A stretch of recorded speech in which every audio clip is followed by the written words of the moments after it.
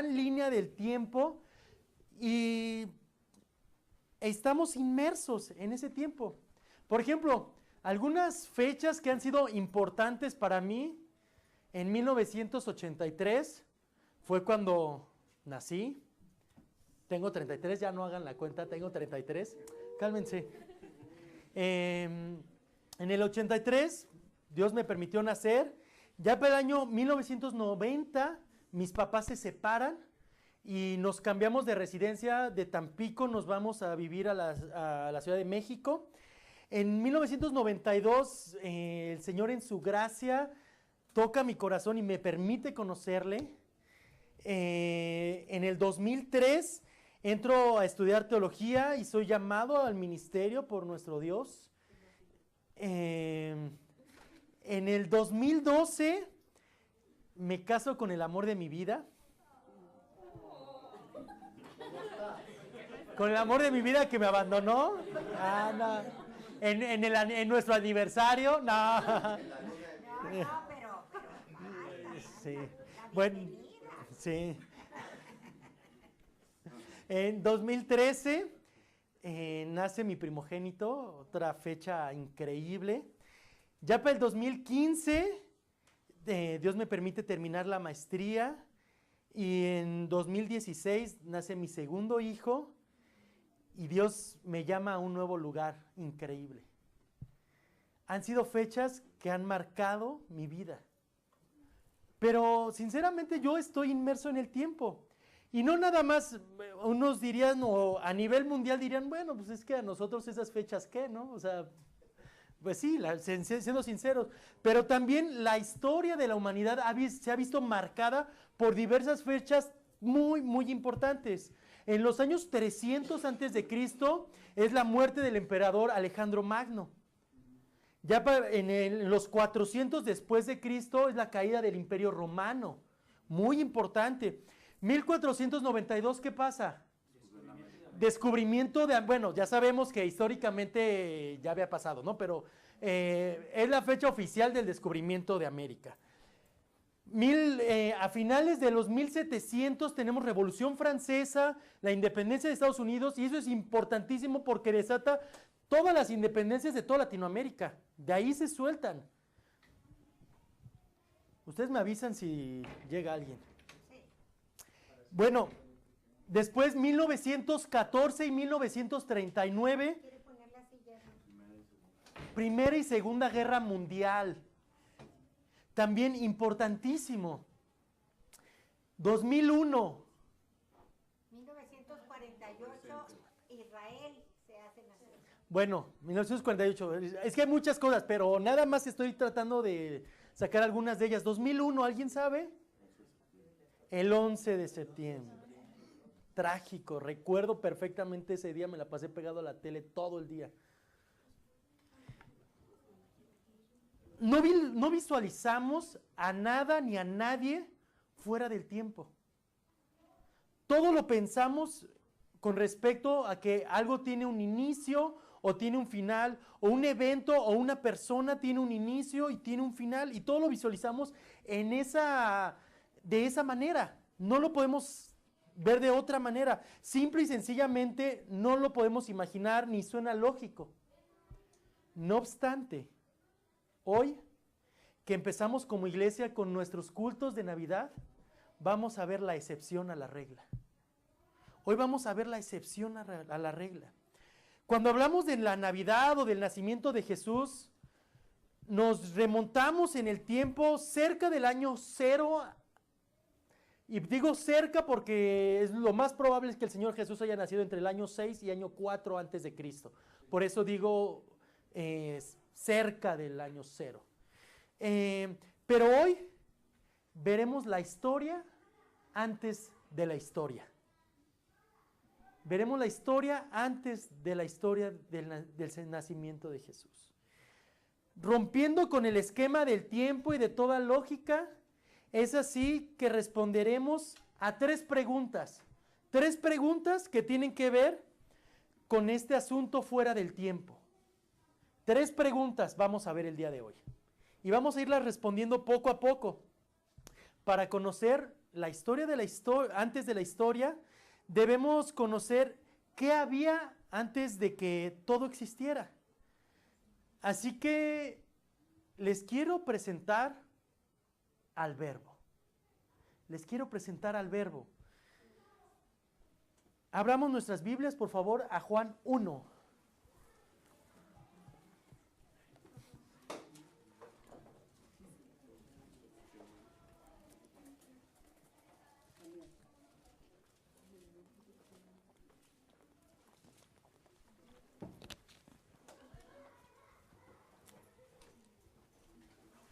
Juan 1,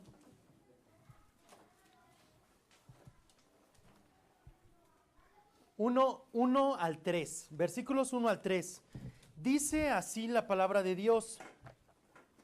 En el principio era el Verbo, y el Verbo era con Dios, y el Verbo era Dios. Este era en el principio con Dios. Todas las cosas por Él fueron hechas, y sin Él nada de lo que ha sido hecho fue hecho. Muy bien. Y por favor les voy a pedir que nadie me responda nada en voz alta. Todos sus pensamientos guárdenlos tantito. El día de ayer me invitaron los jóvenes. Les digo que esta semana estuve muy consentido por todos y los jóvenes me dijeron, no, estás muy solito, vente. Y estábamos platicando un poquito de películas y uno de ellos me decía, ¿a ti te gustan las películas de Sherlock Holmes? Le digo, bueno, la primera sí me gusta, bueno, de las nuevas, ¿verdad? Le digo, sí me gustó, la segunda no la he visto. Hoy quiero que para responder la primera pregunta nos pongamos un poco nuestra boina y nuestra pipa de Sherlock Holmes y sigamos las pistas que nos van a llevar a saber quién es el Verbo.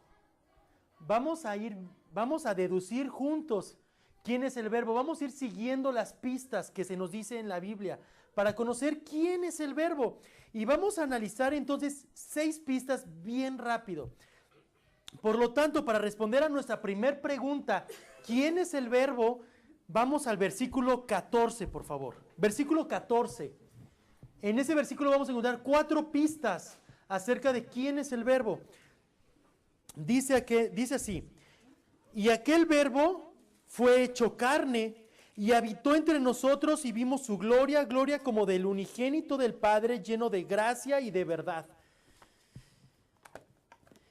Bien, pues la primer pista que encontramos en este versículo es que el Verbo se hizo carne. Esa es nuestra primer pista. Y entonces podemos decir, ¿qué es eso de que el Verbo se hizo carne? Bien, a lo que se refiere es que se hizo completamente un ser humano. Tomó toda la naturaleza de la humanidad al 100%. No es como que fue un medio hombre, como un tipo minotauro, que era medio hombre y medio otra cosa. No, era 100% ser humano. A eso se refiere cuando dice que el Verbo se hizo carne. Tomó toda la forma de la humanidad. La segunda pista que encontramos en el texto es que habitó entre nosotros. Habitó entre nosotros. ¿Qué es eso de habitó entre nosotros? Quiere decir que vino a este mundo a vivir con toda la humanidad. Se hizo hombre y entró a este mundo a habitar con todos los seres humanos. Esa es nuestra segunda pista. Bien, tercer pista. Dice que durante su estancia en este mundo vimos su gloria, gloria como del unigénito del Padre. Lo cual quiere decir que durante su estancia se pudo observar que era alguien sobresaliente, alguien supremo, alguien que se veía más grande que todos los demás. Y no estoy hablando de tamaño, no me refiero a eso. Pero era alguien que sobresalía, alguien que podía hacer milagros, alguien que rápidamente sobresalía entre toda la gente. Alguien majestuoso, alguien excelso. Bien, llevamos 3 pistas. Cuarta pista es que era lleno de gracia y de verdad. Él vino a buscar. Buscaba el beneficio de los demás. Buscaba el beneficio de los demás. A eso se refiere, que era lleno de gracia. Buscaba el bien de otros y de verdad hace referencia a que enseñaba. Enseñaba lo que era correcto, lo que era cierto. Así que tenemos que este verbo tomó y se hizo 100% humano, habitó en este mundo, fue una persona que sobresalió, y grande, impresionante, majestuoso, que podía hacer milagros, alguien que buscaba el bien de otros, que enseñaba la verdad. Pero no solamente eso. Vean versículo 15, por favor. Versículo 15, nada más la primera parte. El versículo 15 dice, Juan dio testimonio de él, hablando del verbo. Entonces, tenemos ahora que un tal Juan, no sabemos quién sea ese Juan, pero un tal Juan habló de él. Estuvo preparando su camino, su entrada, su llegada, la preparó. Llevamos ya 5 pistas. Sexta pista, vamos al versículo 18, por favor. A Dios nadie le vio jamás. El unigénito Hijo que está en el seno del Padre, Él le ha dado a conocer. Así que ese verbo también habló de Dios. Ese verbo habló de Dios. Dio a conocer a Dios. Tenemos 6 pistas y yo no sé ustedes, pero yo me siento hasta ahorita, ya me siento como, ¿de qué color es el caballo blanco de Napoleón? Ahora sí, díganme ustedes, ¿quién es el verbo? Los veo así dubitativos, como que necesitan más pistas. Jesucristo, Él es el verbo.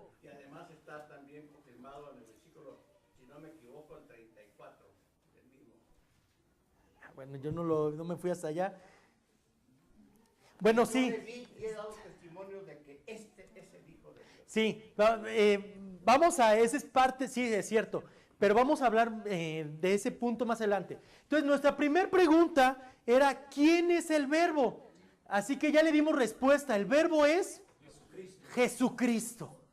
Esa fue nuestra primera pregunta. Vamos a la segunda pregunta del día de hoy.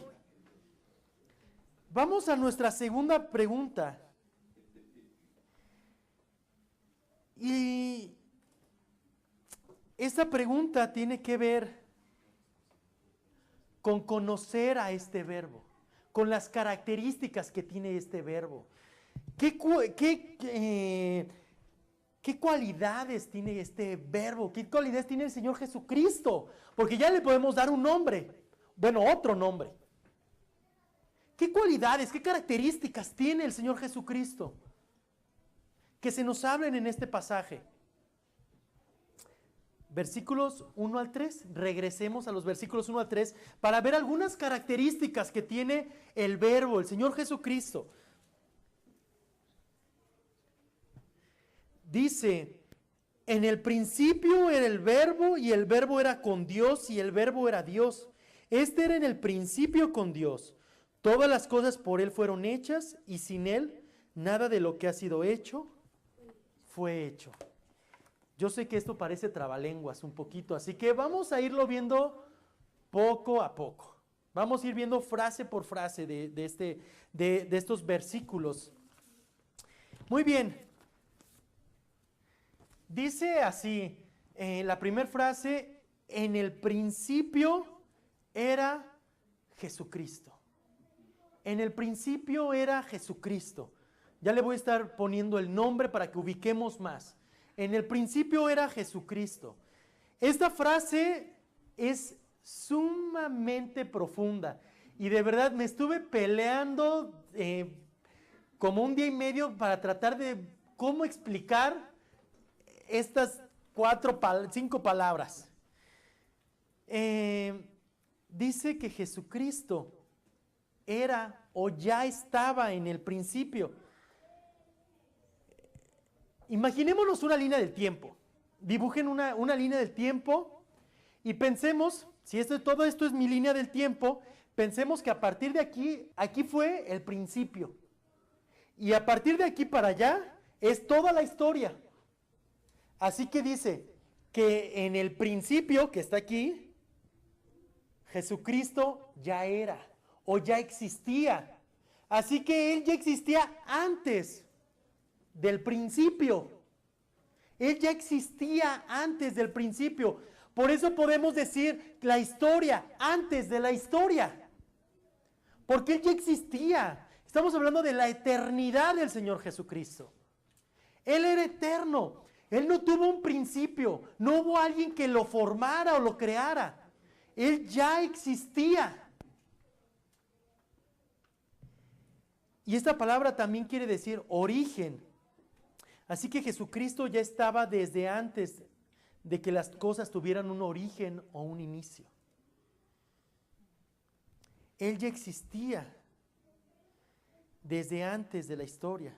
Ya existía desde antes de su nacimiento. Va contra toda nuestra lógica, sí, completamente. Me acuerdo yo cuando era niño, muy chiquito, y me hablaban de la eternidad de Dios. Yo decía, no, pero a ver, espérate. Hace 200,000 millones de años, no, es que ya estaba.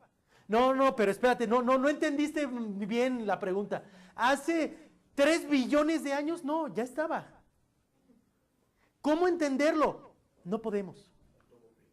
Porque no tuvo principio. Y porque nosotros estamos inmersos en la línea del tiempo como al principio comencé. Pero Él no está limitado por el tiempo. Así que vemos que el Señor Jesús no tuvo un principio. La primera característica que podemos entender de Jesucristo es que no tuvo un principio. Vamos a la segunda característica y dice que el Verbo era con Dios. Ay, no. Yo no sé a quién se le ocurrió poner este pasaje en el rol de predicaciones. Sí. El Verbo era con Dios. ¿Saben? Esto hace referencia a que Jesucristo, que es Dios Hijo y Dios Padre, tuvieron por toda la eternidad y han tenido y siguen teniendo y seguirán teniendo una relación sumamente profunda a un nivel que nosotros no nos podemos ni imaginar. Son un equipo perfecto. De tal manera, tan estrecho, que no hay nadie que pueda hacer clic de tal manera, por decirlo de alguna manera. Es que eran una. Sí, ahorita vamos a hablar de eso. Muy bien. No, muy bien. La relación entre ellos es viva y es estrecha. Por si alguien pensaba acerca de, bueno, y por toda la eternidad pasada, ¿no se aburrían? Es que pensémoslo, o sea, como que en la lógica humana, es como por tanto tiempo, ¿no se aburrían? No se aburrían, porque son completos entre sí, son perfectos y tienen una unidad tan grande que no necesitaban de nosotros. En su gracia nos formaron, pero no necesitaban de nosotros, ellos estaban completos, así. Y por si hubiera alguna duda de quién estamos hablando y de sus características, una tercera característica la encontramos en la siguiente frase y dice, y el Verbo era Dios. En la tercera frase, después de que dice, y en el principio era Jesucristo y Jesucristo era con Dios, termina diciendo, y Jesucristo era y es Dios. No hay dudas. Él es Dios. No hay duda.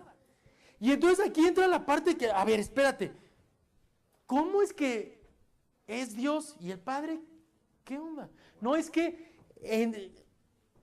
aquí viene otro gran misterio, cosas que no alcanzamos a comprender en nuestra lógica humana. ¿Por qué? Porque entre el Padre, el Hijo Y en otros muchos pasajes vemos que también el Espíritu Santo, los tres son Dios, pero solamente hay un Dios en tres personas. Difícil de entender, sí, no sabemos exactamente cómo funciona esto, pero es una verdad. ¿Y saben por qué sé que es una verdad? Porque está aquí. Simple y sencillamente. No sé cómo, pero es una verdad. Son Dios en tres personas, el Padre, el Hijo y el Espíritu Santo. Y tienen un compañerismo increíble entre los tres. Están completos, no necesitan de nada ni de nadie y son eternos. Y ninguno es más viejo que otro. No, pues no, exactamente. Pero y también es muy interesante esto. Ahora, en el versículo 2 se nos refuerza. En el versículo 2 se nos refuerza precisamente el punto de la eternidad de Jesucristo. Y también se nos vuelve a decir de la comunión perfecta entre Jesucristo y el Padre. Dice, hablando del Verbo o de Jesucristo, era en el principio con Dios. Así que se nos vuelve, y esto que Juan lo repita, está hablando de que está diciendo, esto es muy importante, Jesucristo es Dios. Amén. Él es Dios. Amén. Y es eterno. Pero ahora en el versículo 3 se nos hace posible asombrarnos aún más de Jesucristo. Llegamos al versículo 3 y todavía nos podemos asombrar más de Él. Dice así el versículo 3, todas las cosas por Él fueron hechas y sin Él nada de lo que fue hecho, nada de lo que ha sido hecho, fue hecho. Después de haber visto la relación que tiene Jesucristo y el Padre, así de íntima y eterna, ahora pasamos a ver la relación que tiene Jesucristo con la creación. Ya vimos la relación que tiene con el Padre, ahora vamos a ver la relación que tiene con su creación. Y dice el texto, todas las cosas por Él fueron hechas. Todo lo que existe, todo fue hecho por Jesucristo. Es una declaración asombrosa. Jesús, aquel bebé que nacería, aquel bebé indefenso, hizo las montañas, las estrellas, el mar, el clima, los océanos, la ley de gravedad, las leyes de la física. Todo fue hecho, diseñado por Él, el movimiento de rotación y de traslación de la tierra, que si se modificara solo un poco, no podría existir la vida. Es un diseño tan perfecto y tan exacto que yo no sé cómo puede haber gente que piensa que solo vienen las cosas por casualidad. La única manera de entender es que hubo un diseñador. Solo hubo un diseñador para algo tan perfecto. No estamos aquí para celebrar una bonita fecha. No estamos para eso, como aprendimos en nuestro devocional esta semana. No estamos para celebrar una bonita fecha.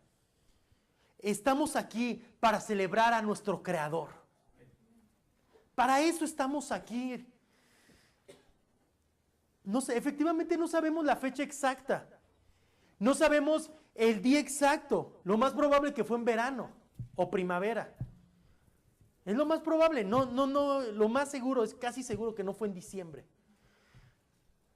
Pero la fecha no es lo importante es celebrar a Jesucristo que es Dios mismo, a Jesucristo que es el eterno Dios y a Jesucristo que es nuestro Creador. Eso es lo importante. Sí. Exacto.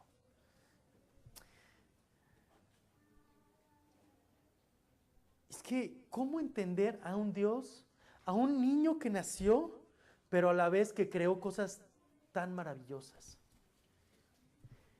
Recuerdo cuando la escena más increíble o que Dios me ha sorprendido más con su creación fue hace algunos años que Dios me permitió ir a Canadá, a las cataratas del Niágara.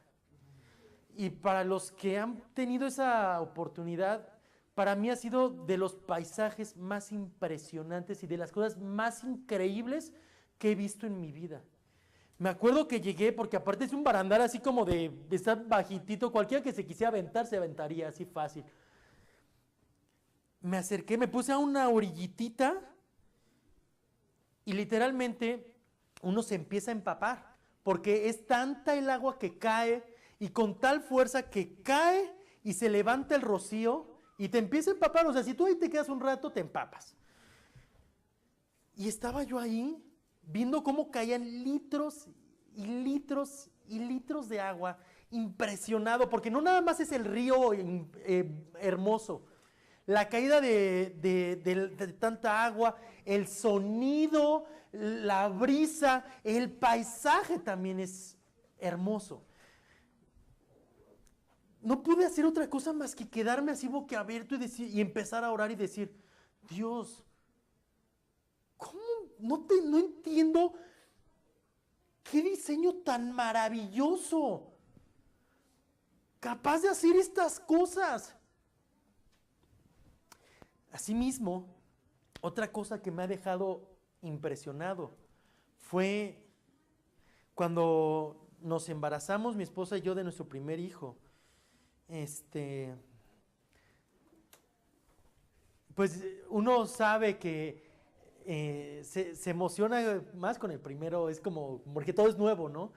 Y entonces empieza uno a investigar y qué está pasando en el organismo de la mujer y todo. Y aquello es impresionante, porque Dios diseñó todo. Jesucristo, como veíamos, que es el creador, diseñó todo para que el cuerpo de la mujer empiece a prepararse para albergar ahí a alguien externo a ella. Todos los órganos empiezan a subir, la cadera se empieza a ensanchar. No hay palabras para explicarlo. Y cuando me permitió estar en el quirófano, y yo veía que estaba yo muy emocionado, veía cómo empiezan a preparar todo y demás, y los doctores ahí trabajando. Yo estaba así como que, ¡órale! Porque de verdad, no hay palabras. No hay palabras para describir algo tan increíble. No hay palabras.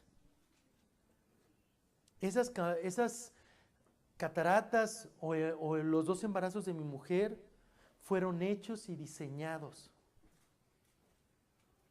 por el bebé que nació. Fueron hechos y diseñados por el Señor Jesucristo. ¿Cómo entenderlo? Así de grande es nuestro Dios. ¿Cómo no maravillarnos ante Él? Y mira, hermano, hermana, no quiero que te vayas de aquí pensando que este mes es para celebrar el tiempo en familia o los regalos, o que es para celebrar las cenas que se dan de Navidad por todos lados, la gastadera. No es para eso este tiempo. Este tiempo es para celebrar a aquel que es digno de alabanza y adoración. Es para celebrar que Dios en su plan eterno mandó al Señor Jesucristo a este mundo. Para eso estamos aquí, para tener a Jesucristo como el centro, y que todo este mes, el centro de nuestra vida, de nuestros pensamientos, de todo lo que hagamos, de todo lo que pensemos, de nuestras reuniones, sea que Jesucristo vino a este mundo. Que eso sea, que celebremos eso.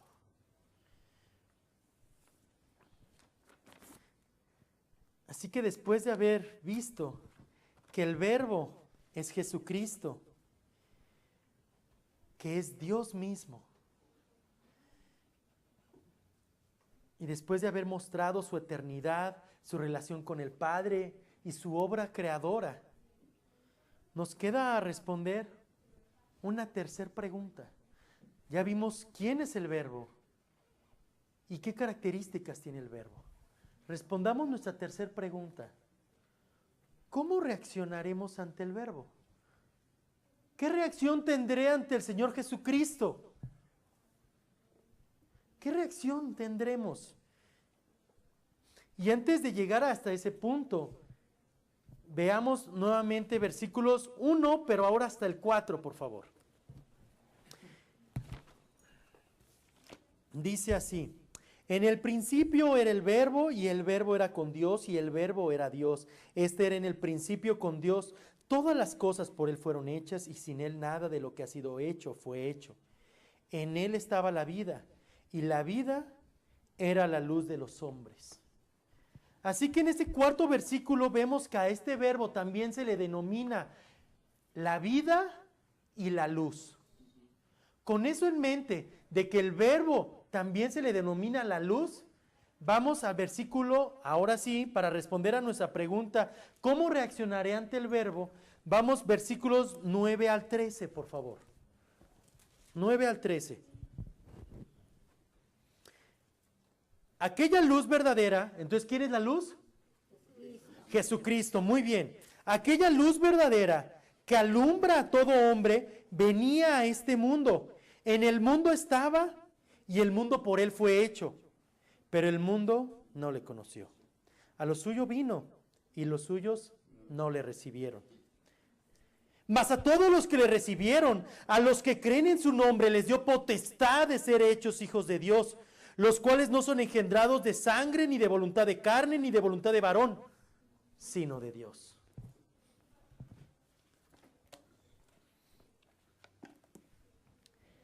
Cristo vino al mundo, a un mundo que estaba en oscuridad.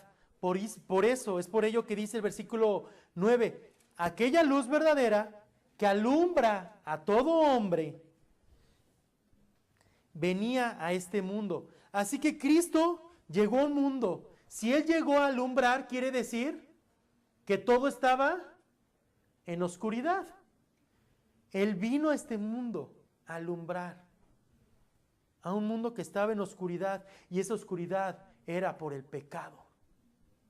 Esa oscuridad era por el pecado. A eso vino Jesús.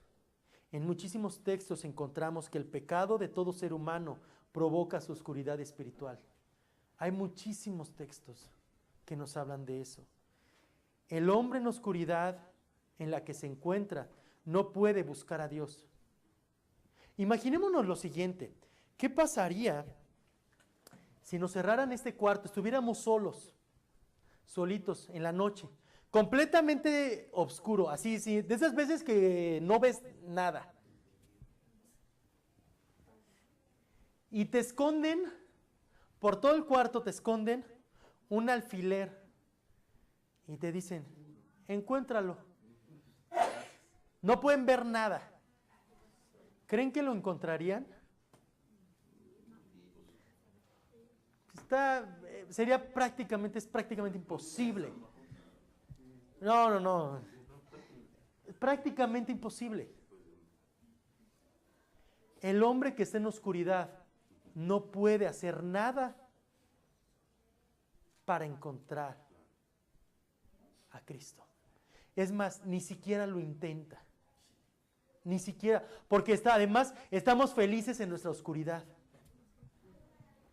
Estamos felices, por eso necesitábamos a alguien que viniera a alumbrarnos y enseñarnos lo que era la luz.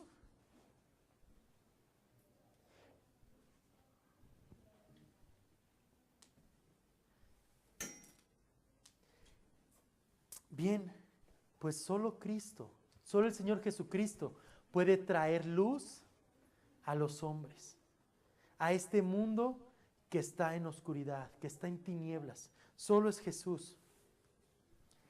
Pero a pesar de que vino por amor al hombre para sacarlo de su oscuridad, dice versículos 10 y 11, en el mundo estaba y el mundo por él fue hecho, pero el mundo no le conoció.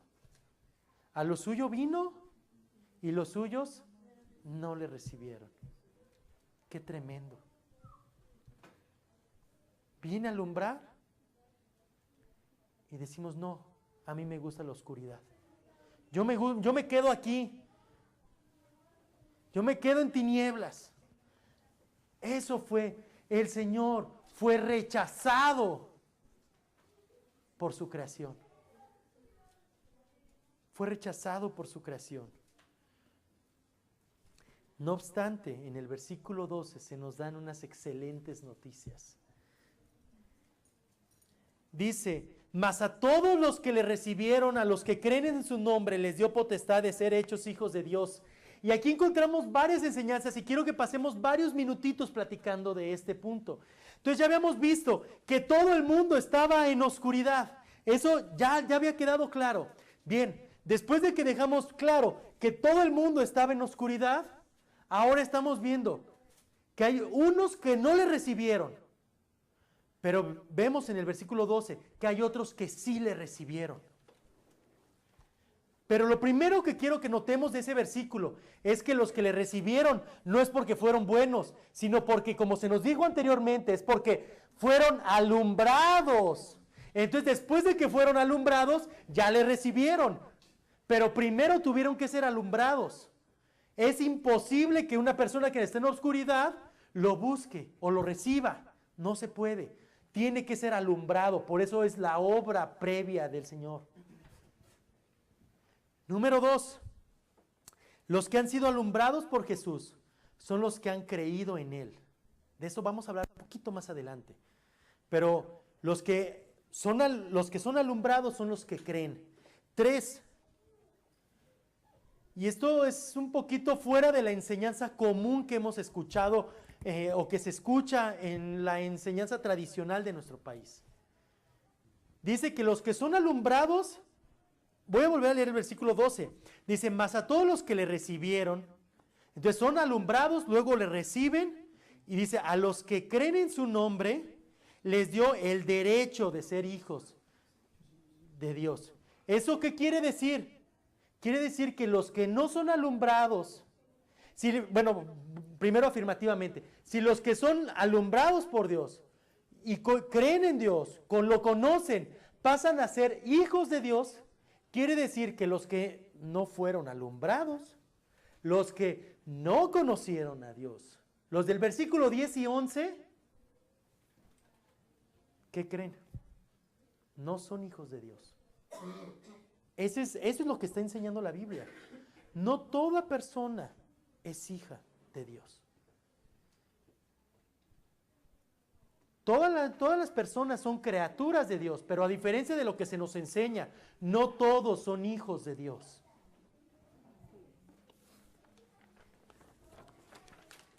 Y según el versículo 13 podemos ver que aquellos que son hijos de Dios, voy a volver a leer versículo 13, dice, los cuales no son, hablando de los hijos de Dios, no son engendrados de sangre, ni de voluntad de carne, ni de voluntad de varón, sino de Dios. ¿Qué quiere decir esto? Que no es porque a algún ser humano se le antojó, algún ser humano hizo algo para que pasara a ser hijo de Dios. No se trata de una obra humana, se trata solamente, para que una persona pueda llegar a ser hijo de Dios, solamente es por la obra de Dios.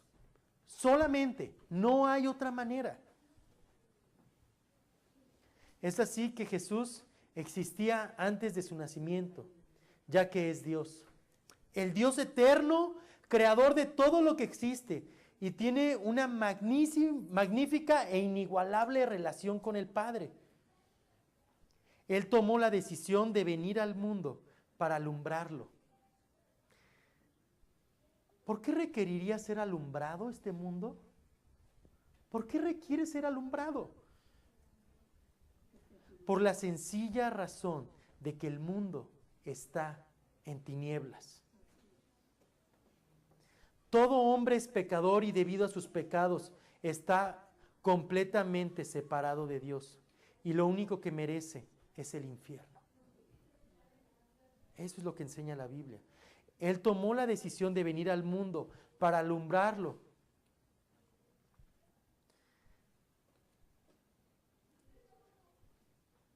Aquellos que creen en Jesús fue porque fueron alumbrados por Dios. Son sacados de las tinieblas, son perdonados de sus pecados si se arrepienten de ellos. Pero muchos dicen creer en Jesús y no obstante, realmente no creen en Jesús. ¿Qué es creer en Jesús? Hay una ilustración que me gusta mucho. En 1900 hubo un hombre, y este es un caso de la vida real, aunque hay varias versiones de este hecho, que puso un equilibrista que estuvo ahí en Canadá y Estados Unidos, puso uno de, pues, su mecate, o como quieran llamarlo, realmente su cable de acero, lo puso entre Canadá y Estados Unidos en las cataratas del Niágara, precisamente. Y entonces, pues la gente ya congregada de cada lado, dice, no, este hombre está loco, ¿qué le pasa? Va a cruzar, una caída de esos lo va a matar. Y el hombre ya checando la tensión y todo, y les empieza a preguntar de un lado, ¿ustedes creen que pueda cruzar del otro lado? Estás loco, ¿no? ¿Quién sabe, no? Pero pues es tu vida, ¿no? Y ya se sube aquel hombre y con ese palo que agarran para el equilibrio, ahí va. Y cruza, y son como 200 metros o no sé cuánto haya de lado a lado, pero es una distancia considerable. Ya cruza, no, 23, hermano. si no mal recuerdo. Y ya logra cruzar del otro lado. Y ya la gente empieza a aplaudir, ¿no? ¡Bravo! Empieza a haber porras de cada lado. Y les preguntan ahora a los del otro lado, ¿ustedes creen que pueda cruzar con una silla en los hombros? No, pues sí, ya te vimos cruzar, seguro, si lo quieres hacer, seguro podrías. Y ahí va con la silla, ¿no? Y la agarra y cruza. Y va no, ya aquello era una algarabía. Había gente de cada lado, toda la gente aplaudiendo y les pregunta, ¿ustedes creen que podría cruzar con una persona en los hombros? Y la gente dice, sí creemos que puedes hacerlo, creemos que puedes cruzar, creemos. Y les dice, ¿quién de ustedes se sube a mis hombros? ¿Qué creen que dijeron? Entonces, ¿saben? Creer en Jesús es, con todo respeto, subirnos a sus hombros. Eso es creer en Jesús. No son payasadas de, sí creo que existió, sí creo que puedes cruzar. No, es subirnos a los hombros y cruzar con Él. Y creer que nos puede llevar al lugar. Exacto. Eso es creer. Así que podemos pensar que creemos, pero es muy distinto a creer. No es lo mismo creer en un hecho histórico a creer realmente. Muy bien. Repito para la grabación, no es lo mismo creer en un hecho histórico que creer confiando completamente, en este caso, en el Señor Jesucristo. Y vamos a hablar precisamente los que realmente creen en Jesucristo. Ese niño que nació, ese niño que vivió una vida perfecta, que creció y habló de Dios, también murió años más tarde, entregando su vida como sacrificio perfecto para poder perdonar a los que fueran alumbrados y creyeran en Él. Es así que el día de hoy, Él nos ofrece perdón de pecados, vida eterna. Él ofrece una eternidad con Él.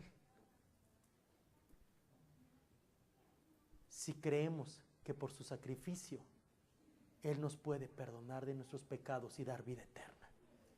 Él lo ofrece. Así que si tú, aunque somos casi todos de casa, pero si tú te has dado cuenta que realmente no te has subido a los hombros de Jesús para cruzar, si tú te has dado cuenta de eso, quiero decirte que lo puedes hacer. Dile, Señor, perdóname. Realmente me arrepiento de mis pecados. Quiero subirme a tus hombros. Confío completamente en ti. Y sabes, Dios te va a perdonar y te va a dar vida eterna.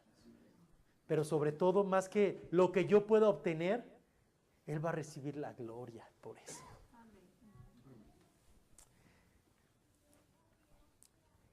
Este tiempo de Navidad debe llevarnos a recordar aquel regalo tan maravilloso de nuestro Dios.